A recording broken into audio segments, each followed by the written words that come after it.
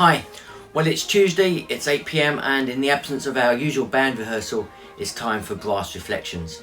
It's great to have you joining with us. In this episode we welcome Garry, a valued member of our tuba section. Although Garry is one of the newer additions to our band, he is a lifelong Salvationist and a very experienced bandsman, having previously been a member of one of the Salvation Army's most well-established and well-known core bands.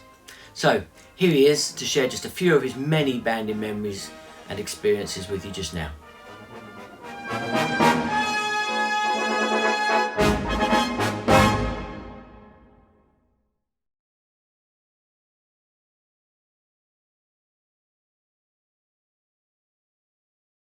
Hello. I've had the privilege of playing much of the Salvation Army's wide range of brass band music. Many of the pieces still remain in my memory, either because of the occasion or the message contained within the music, or simply because they're enjoyable to play and to listen to.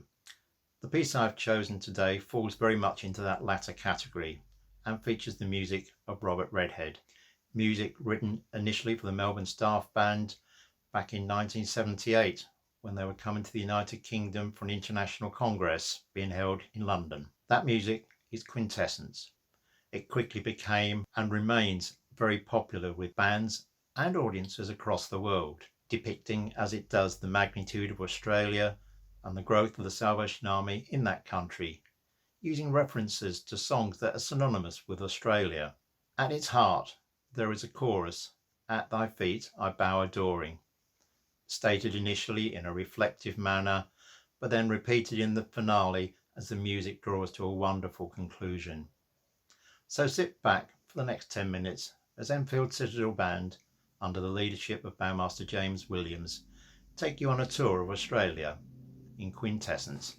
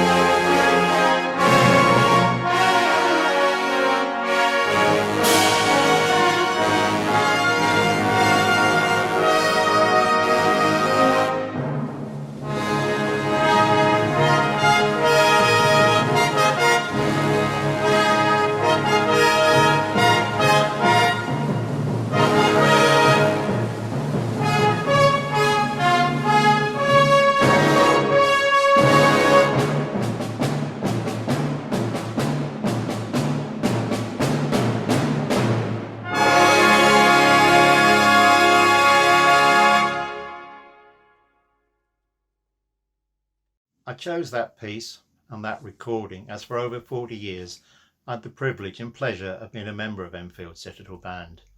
A year after the Melbourne staff band brought that music to England, Bandmaster James Williams stood up in band practice and announced that we would tour Australia and New Zealand the following year. Now, for a young bandsman, a 4-week tour to Australia and New Zealand was an exciting prospect.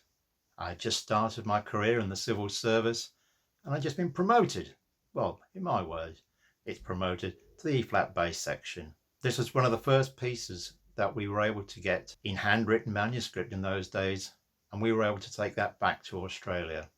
We performed it throughout that tour, and many of those performances still remain in my mind to this day. The music still gives me a great sense of enjoyment, both as a player and as a listener, as the broad sounds develop and build to a grand and exhilarating finale. It also brings back many happy memories of that tour. Now, as anyone who has attended an Enfield concert will appreciate, this video could not conclude without the band's signature piece, the Red Shield. This recording is the conclusion of a concert at my home core of Ipswich Citadel, this time under the leadership of Bandmaster Jonathan Corrie.